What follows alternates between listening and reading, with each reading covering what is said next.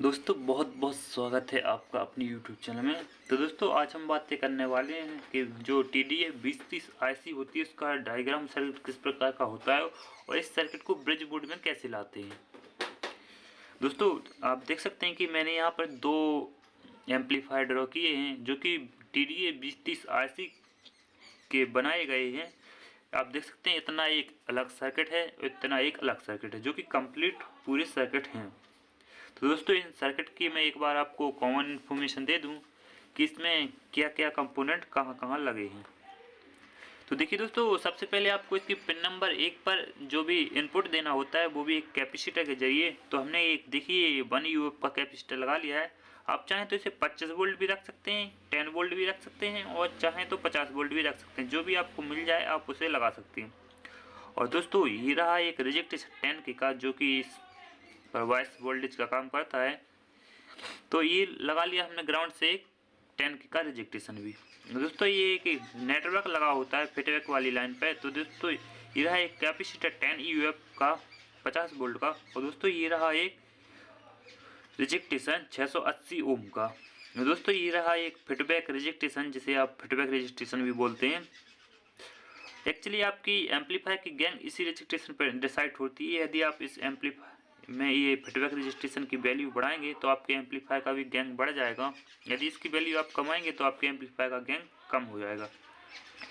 दोस्तों ये रही एक 22 की फीडबैक रजिस्ट्रेशन और ये रहा एक नेटवर्क। दोस्तों इसकी पिन नंबर जो होती है 3, इस पर हमें माइनस सप्लाई देनी होती है जो कि 12 वोल्ट होती है।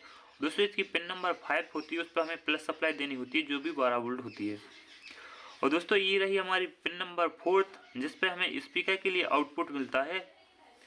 तो दोस्तों ये रहा स्पीकर आउटपुट जैसे कि मैंने लिख दिया है। और दोस्तों स्पीकर वाले टर्मिनल्स पे एक जोबल नेटवर्क भी लगा होता है। तो ये रहा वो जोबल नेटवर्क जिसमें एक 5 ओम की रजिस्ट्रेशन और एक PF को सीरीज में जोड़कर नेटवर्क बनाया जाता है। दोस्तों तो ये PF का नंबर भी मैंने यहाँ लिख दिया 104।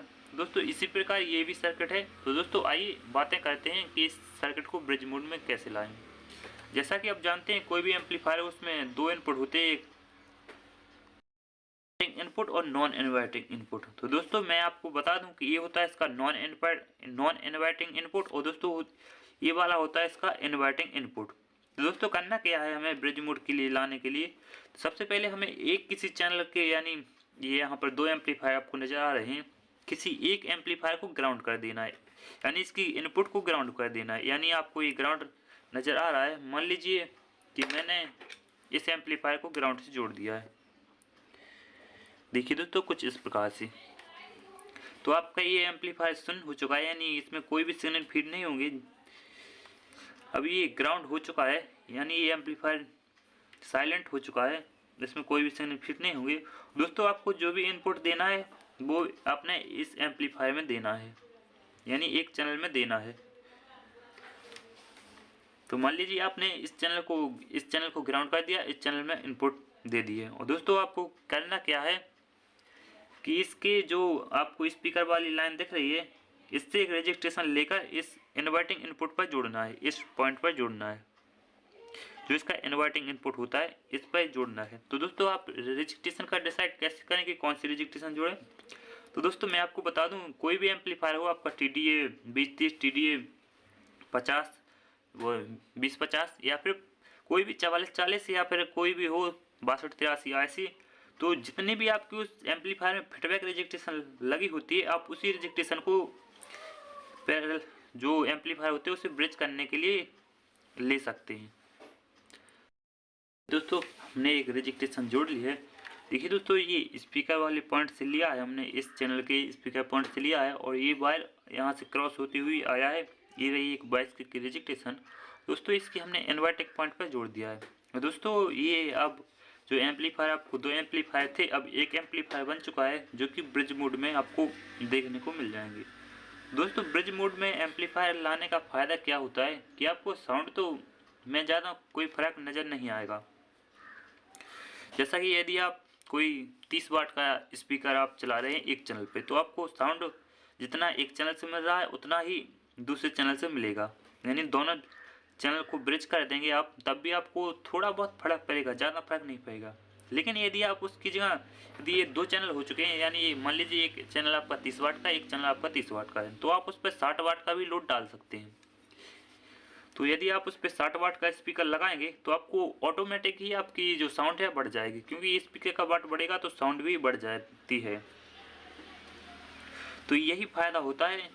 यदि आप एक ही चैनल पर 60 वाट का स्पीकर लगा देते हैं तो आपकी ये आईसी है जो ख़राब हो जाएगी हीटिंग के कारण। यदि इस पर आप कोई हैवी हीट सिंक लगा दें तब भी ये ख़राब हो जाएगी, क्योंकि इसमें जितने वाट का ये एम्पलीफायर होगा उससे ज़्यादा वाट यदि इस पर लोड डालेंगे तो ये आईसी ख़राब हो जाएगी। तो दोस्तों यही फ़ायदा होता है ब्रिज मोड में एम्पलीफायर लाने का, कि हम उस पर दोगुना वाट का लोड डाल सकते हैं। आपके जो साउंड है वो भी थोड़ी बहुत बढ़ जाएगी।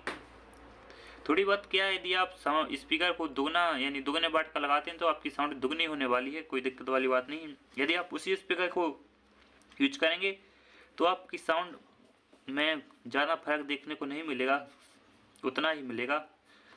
यदि आप चाहें तो इस पर सबवूफर यूज कीजिए। मेरे ख्याल से यदि आप कोई होम थिएटर बनाते हैं तो आप 2 एम्पलीफायर को ब्रिज में मोड में लाकर आप इस पर सबवूफर चलाइए, और जितने भी आपके स्पीकर लगे होते हैं उन्हें आप एक ही चैनल पर चलाइए, कोई दिक्कत वाली बात नहीं, अच्छी आवाज़ आएगी, आपकी जो बेस है उसकी क्वालिटी बहुत बढ़ जाएगी।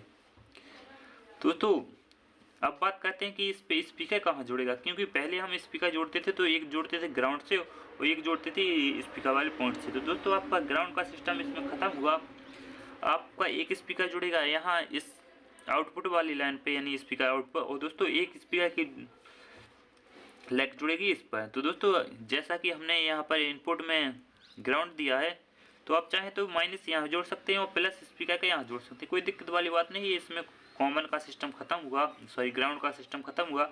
आपको दोनों स्पीकर के लिए प्लस प्लस मिलेंगे, इस इनपुट से और इस इनपुट से आपको स्पीकर जोड़ना है। तो देखिए मैं ड्राइंग में एक बार आपको बता भी देता हूँ। तो आप कुछ इस प्रकार से स्पीकर इसमें जोड़ सकते हैं। देखिए दोस्तों एक लेग आपको यहाँ जोड़नी है स्पीकर की और एक लेग यहाँ जोड़नी है। तो दोस्तों इस प्रकार से इस एम्पलीफायर को ब्रिज मोड में लाया जाता है।